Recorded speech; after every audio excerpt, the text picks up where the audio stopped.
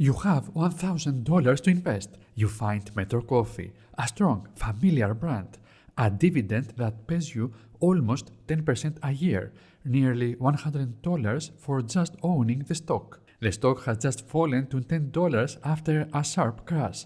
It feels like a bargain, so you buy it. You tell your wife. You feel smart. 1 year later, the dividend disappears. The stock drops 40% in just 2 weeks. Your $1,000 is now worth $600. It is past midnight. Your wife and newborn are asleep. You are alone staring at the chart, trying to understand what went wrong, not just for yourself, but for them. You close the laptop thinking, this is not a game for me, and you walk away. But the market didn't trick you. It told you the truth. In plain sight. You just didn't know the language.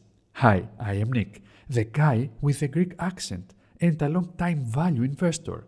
I learned the language of value investing from Graham and Buffett, so I wouldn't have to rely on luck. I am here to pass that language to you in simple terms, so you see the cracks in a business before the building falls, not just for yourself, for the people counting on you to get this right. If you are new here, subscribe. I post every week. Every video is one more step closer to thinking like an intelligent investor. Last year, MetroCoffee looked like a success. It reported $100 million in profit, but underneath, debt had doubled to $120 million. The company was borrowing money to pay its shareholders. For every dollar of real cash they brought in, they were promising $3 back. It was a promise that couldn't be kept. But all of that was last year. One snapshot, the last frame of a film we had never watched from the beginning. Today we go back to the beginning. 10 years, 6 numbers, laid side by side so the pattern has nowhere to hide. From the balance sheet we want 2 numbers, long-term debt and book value. From the income statement, revenue, operating income, and net income. From the cash flow statement, free cash flow. We have seen all of them before, but we have never seen them move. A number standing still tells you where a company is. A number moving tells you where it is going. 10 years ago, MetroCoffee's revenue was $450 million. Today, it is $1.2 billion, growing every year for a decade. But the raw number means nothing on its own. We need the growth rate. Last year, revenue grew at 3.4%. The 5-year growth rate was 7.6%. For the last 10 years, MetroCoffee was growing at over 10% a year. The growth rate I'm using here is the compound annual growth rate. It strips out the good years and the bad years and gives you the one steady rate that gets you from the beginning to the end. It is one of the most important tools an intelligent investor can use. If you want to understand exactly how it works, I have a dedicated video on it, link in the description. MetroCoffee is growing revenue, but losing power every single year. This is the number that felt reassuring when you bought the stock. Revenue was growing. The brand looked strong. What you couldn't see was what was happening underneath. Revenue is only half the story. The other half is what the business actually keeps. Operating income is what is left from revenue after paying the cost of running the business. Rent, staff, ingredients, everything it takes to keep 3,000 stores open every day. In dollar terms, operating income grew from $75 million to $130 million over 10 years. The 10-year growth rate was 5.6%. The 5-year growth rate was 2.6%. And last year, for the first time in a decade, it did not grow at all. It shrank from $131 million to $130 million, minus 0.8%. The business is earning more, but it is keeping less every single year. And last year, for the first time, it started going backwards. How much less? This is what the margin tells you. The operating margin is the percentage of every revenue dollar MetroCoffee keeps after paying its costs. 10 years ago, 16.6%. 5 years ago, 13.7%. Last year, 10.8%. The brand looked stronger every year. The business was getting weaker every year. Those are not the same thing, and the stock price did not know the difference, not yet. But operating income still does not tell us the full cost of running this business. Net income is the bottom line, revenue minus every cost, operations, interest on debt, taxes. What is left is the profit the company reports to its shareholders. MetroCoffee's net income grew from $60 million to $100 million over 10 years. The 10-year growth rate was 5.2%. The 5-year growth rate was 2.6%. Last year, it grew at just 1%.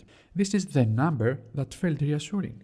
It is also the last number most investors ever read. They see $100 million in profit. They feel safe. They close the report.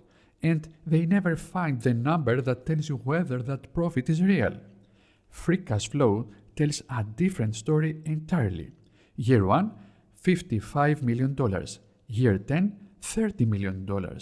While revenue grew at a rate of 10.3% over 10 years, free cash flow shrank at 5.9% a year over the same period. But look closer at the trend. The 5-year rate is worse, down 11.5% a year, and last year alone, free cash flow fell 14.3%. This is not stabilizing, it is accelerating in the wrong direction. There is a word for what we are seeing. When revenue climbs, net income climbs, and free cash flow falls year after year, it is called earnings quality deterioration. The profit on the income statement is becoming less and less real. The business reports growth. The bank account doesn't agree. This is one of the most dangerous patterns in investing, invisible to anyone reading only the headline numbers. You saw the revenue growing at 10.3% a year over a decade. You saw net income growing at 5.2% a year.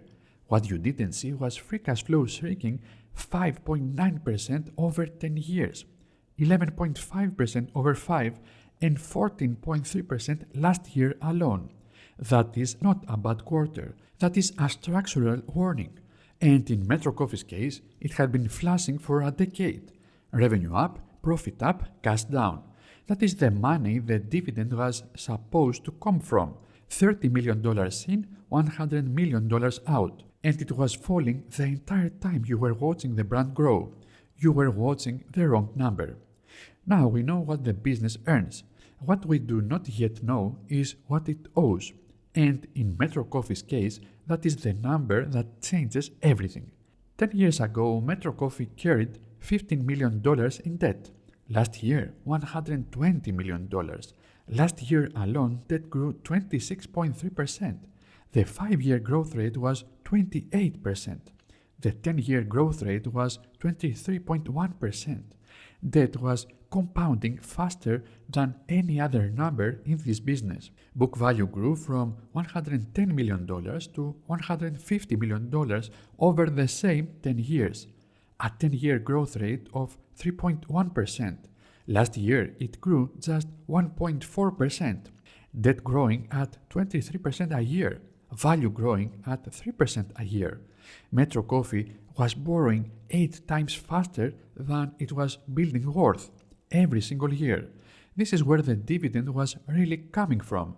Not profit, not cash, debt, every year, until the year it couldn't borrow anymore. Now we put all 6 numbers together. Revenue grew at 10.3% a year. Impressive. Operating margin fell from 16.6% to 10.8%. Net income grew at 5.2% a year. Reassuring. Free cash flow shrank at 5.9% a year, every single year. Long-term debt grew at 23.1% a year. Book value grew at 3.1% a year. This is not a company in transition. This is not a bad year. This is a pattern. Revenue growing, margin shrinking, profit slowing, cash disappearing, debt compounding, value barely moving. So, is MetroCoffee failing? Not yet. The stores are open, the coffee is being served, the revenue is growing, but the business is pouring money to pay its shareholders. And you can only do that for so long, because the people lending the money are reading the same numbers we just read. And when they decide the risk is too high, they stop. No more loans, no more dividend. And when the dividend disappears, so does the stock price. The market did not trick you. The numbers told you every single year. The person sitting alone at midnight, staring at the stock chart, trying to understand what went wrong, did not lose because they were careless. I know because I did the same thing. My first year investing, I found a plastics company. Earnings had just hit $37 million, up from $4 million the year before. I did not look back. I bought the stock. Next year, earnings hit $73 million. I bought more.